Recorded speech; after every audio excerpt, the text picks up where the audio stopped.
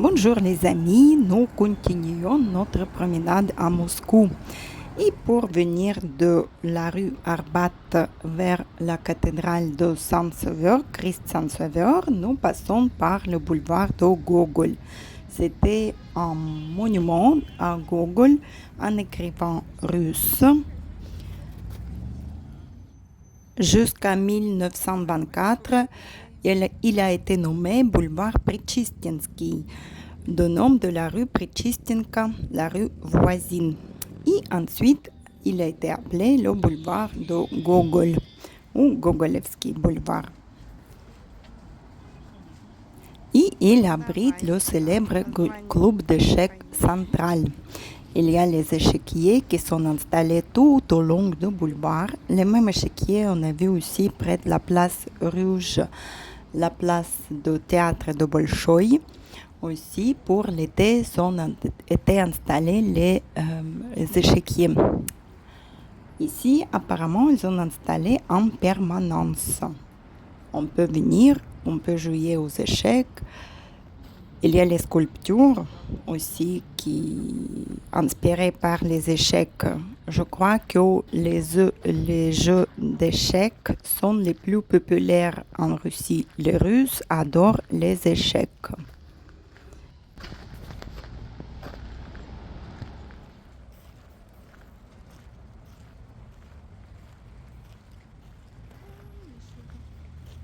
Le monument d'autres écrivains russes Sholokhov.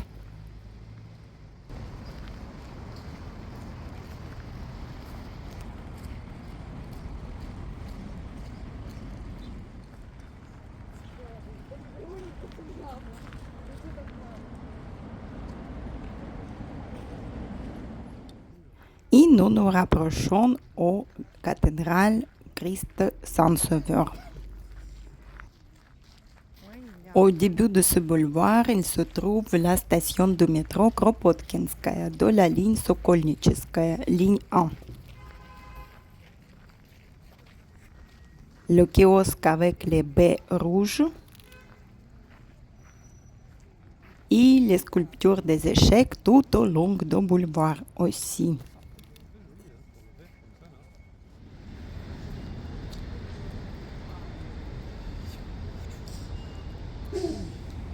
Sur un pont, je voyais sur le pont. Alors donc là, on est de l'autre côté. Et le Kremlin est là-bas.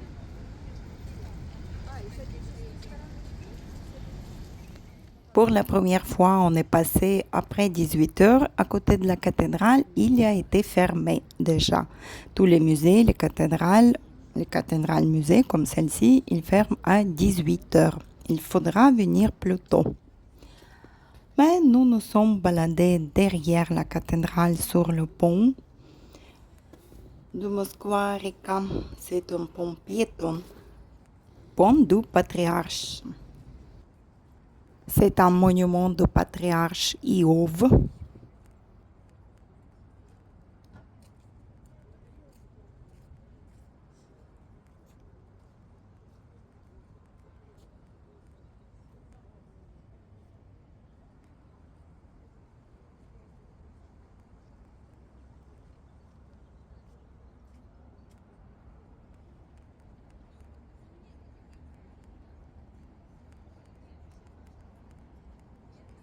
Et le monument Воссоединение, l'Union.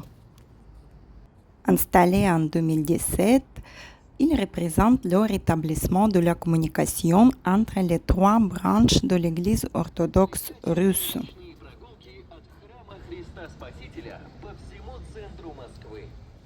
La vue du pont patriarche sur la cathédrale. C'était président.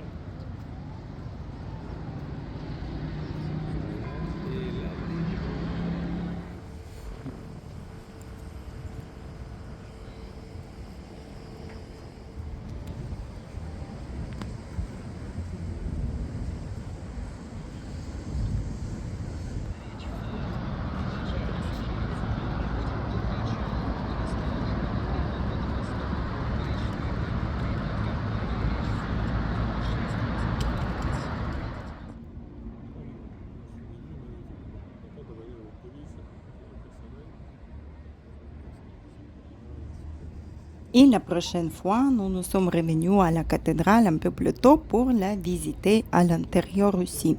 L'entrée à la cathédrale, il est gratuit.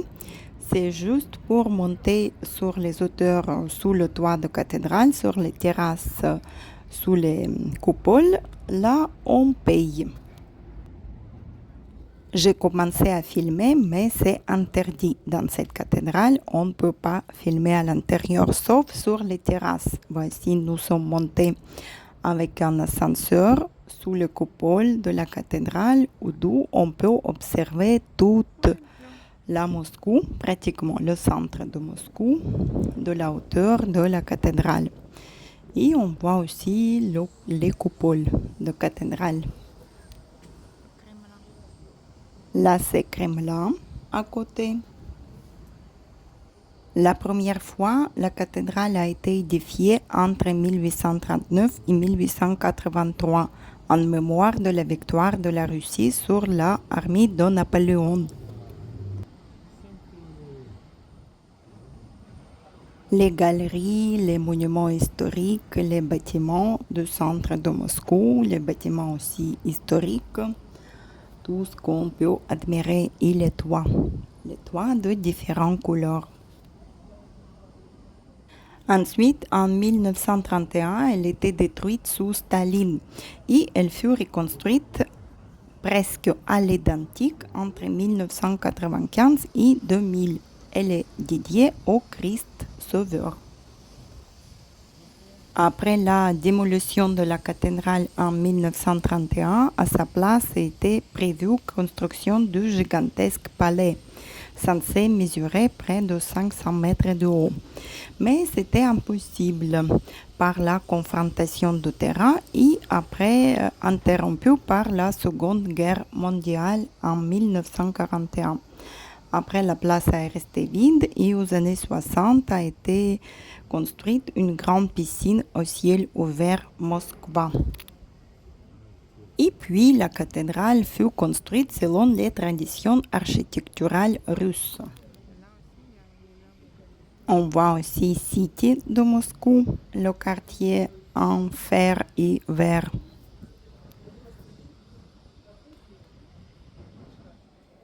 J'ai laissé quand même un peu mon téléphone à filmer à l'intérieur avec ma caméra cachée. Ça passe pour admirer au moins une petite partie, vous montrer de la beauté de cette cathédrale. Bien sûr, elle est beaucoup plus intéressante et plus belle en vrai. À l'intérieur, le marbre d'Italie côtoyait les pierres locales, telles le porphyre ou le labrador vert. L'espace intérieur de la cathédrale est divisé en 3 parties, le sanctuaire, la galerie supérieure et le déambulatoire. Selon les traditions, l'autel situé dans le sanctuaire est orienté vers l'est, où se trouve l'Éden. Derrière l'autel se trouve une cathèdre, symbolisant le siège du Christ et faisant office de siège pour le patriarche lors des offices divins. Le registre inférieur porte en son centre la porte sainte, symbole de l'entrée au royaume céleste, sur laquelle sont représentent l'Annonciation et les 4 apôtres évangélistes. Puis, après la visite de la cathédrale, nous sommes partis autour de la cathédrale, se promener vers le jardin d'Alexandre, vers le Kremlin. Nous passons par le jardin devant la cathédrale. C'est un beau jardin, beau parc. En face, il se trouve le musée des beaux-arts de Pouchkine. C'est un des plus grands musées-galeries de Moscou.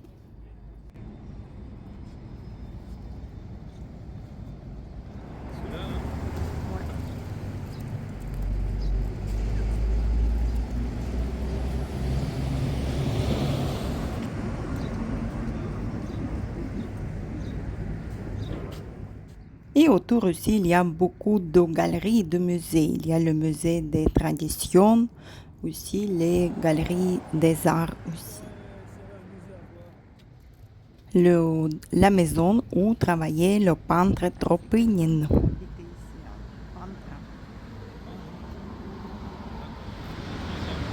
C'est lui le peintre.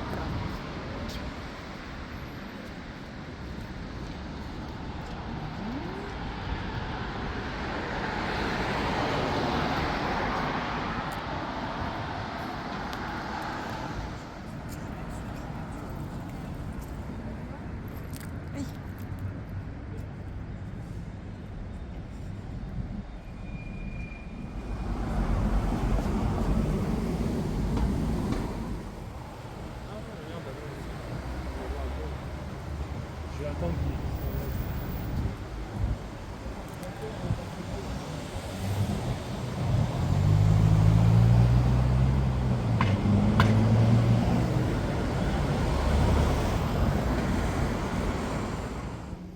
Nous sommes arrivés sur la place Borovitskaya, c'est la place juste devant le Kremlin, d'autre côté de la place rouge. Ici, il y a une petite église, une chapelle de Nikolai, Saint Nikolai, et une galerie d'art aussi de peintre Alexander Shilov. Sur la place aussi, on y trouve le monument de kniaz Vladimir, qui a baptisé la Russie.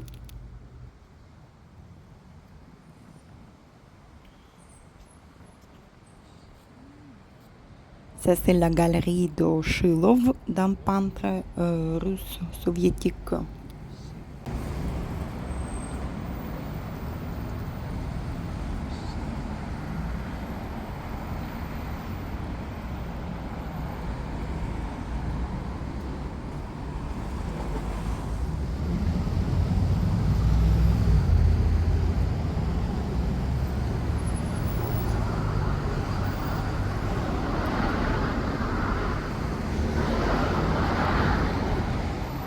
Ce sont les rues et la place très très passante. C'est trop bruyant ici, il y a beaucoup de voitures, beaucoup de monde.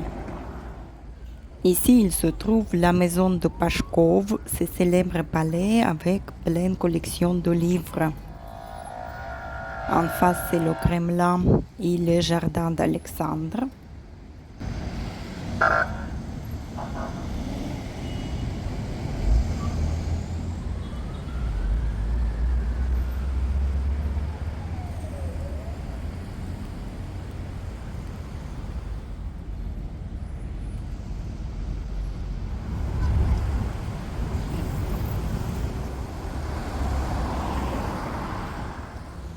Nous passons devant la station de métro Bibliothèque de Lénine.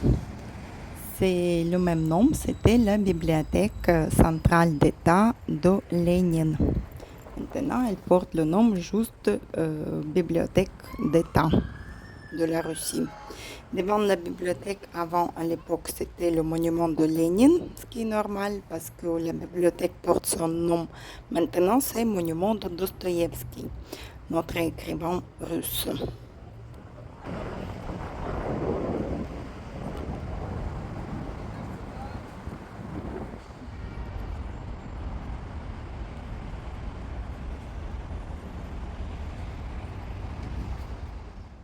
En face de la bibliothèque, c'est Moskovski Юридический Center, le centre juridique de Moscou.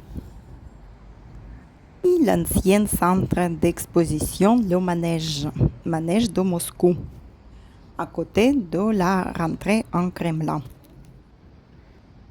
Le Kremlin, nous avons visité. Il y a une vidéo déjà sur la chaîne à l'intérieur du Kremlin qui est très très intéressant et très bon. Et sur la place, des fois, il y a les études, les cérémonies devant le feu éternel. Si vous avez bien aimé la vidéo, mettez un like, aidez à notre chaîne à se développer. Abonnez-vous pour les prochaines vidéos, pour la suite de nos voyages. Nous vous souhaitons un très bon moment, très bon voyage. À très bientôt les amis. Bye bye.